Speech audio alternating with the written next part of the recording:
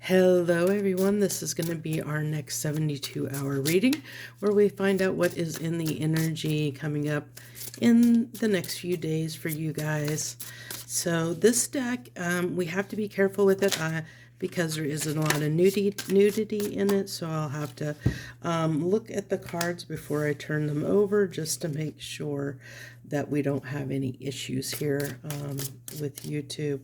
So with that is the Devil card coming out.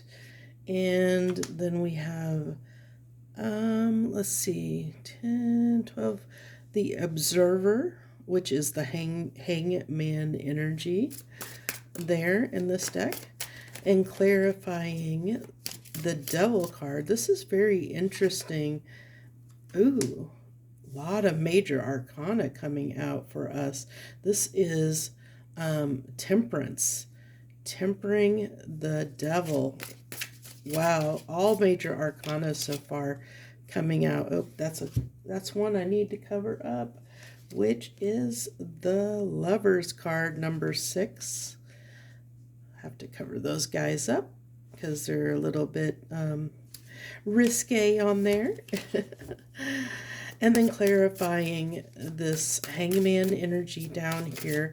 So far, again, every single card is major arcana. That means that the next few days are going to be pivotal in our lives. And then we have the Two of Cups. So relationships could be really substantial at this time. And then the Ace of Cups. Okay, so this tells me that this is a time, the next few days, it's going to be vital because of how much, I pulled 6 cards, and out of 6 cards, 4 of them are major arcana.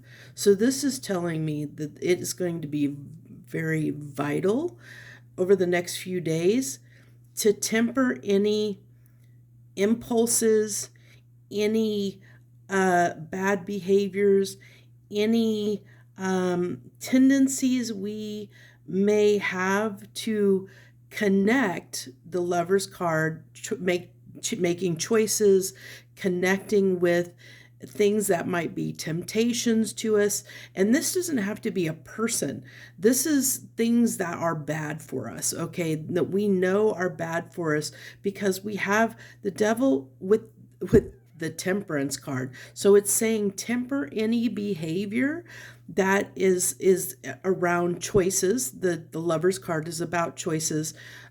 Tempering any choices that would not be good for us, that we know would not be good for us. And I think I just did a reading just in the last few days. I'll link that up in the corner of the video for you guys here. That connects to the reading that I did that was talking about about the similar message here. And we have and then with this hangman energy down here, that's talking about in this deck, the hangman is called the Observer. And so you see he's got all these eyeballs up here and they're all facing different directions, but he's blindfolded. So he's basically, and it's his third eye that is blindfolded here. So it's telling me that he's closing his eyes, and his third eye is covered here. And I think it's because he's not wanting to cloud his judgment with his perception, with his physical eyes, because when we see things, the way we see things can be skewed because of the experiences that we have learned in life, and so we all view the world through the lens that has been filtered based on the experiences that we've had in this lifetime. And so that's why when there's an event and people, like an accident happens, a police officer can ask, the witnesses, every single witness, what happened, and they can all say a different story. And that's because every person, the way somebody sees something is skewed based on that filter of their experiences and what they would prioritize, or what they see through that filter, that lens that has been, like I said, the filter that is on our eyes based on our experiences. So basically, what I'm getting at, it, to sum that all up, is these eyeballs are saying, with his blindfold, that he's trying to allow that filter, take the filter out, so that we can see all the infinite possibilities. We're not limiting our vision, limiting our perception to what we see through those filters. So through doing that, we can make different choices, better choices for ourselves than what we have been making. And especially when it comes to what we feel is right for us, because this is about uniting with an energy, and especially with this Ace of Cups here, it's saying that there is this desire, like there's something coming in here, or there's something that our heart wants to connect to, in something new our heart wants to connect to, or something it wants to connect in a different or new way than it has in the past.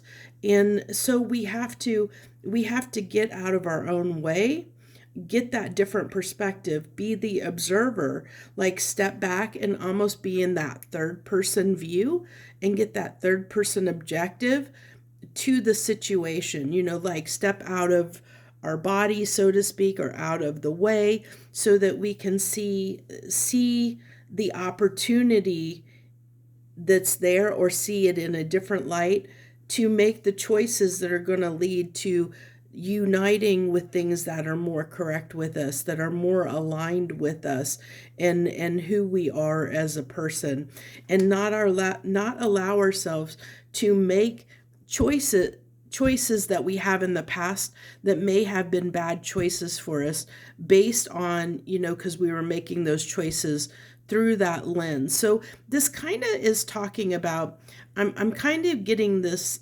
picking up this sense of, to kind of explain it, because it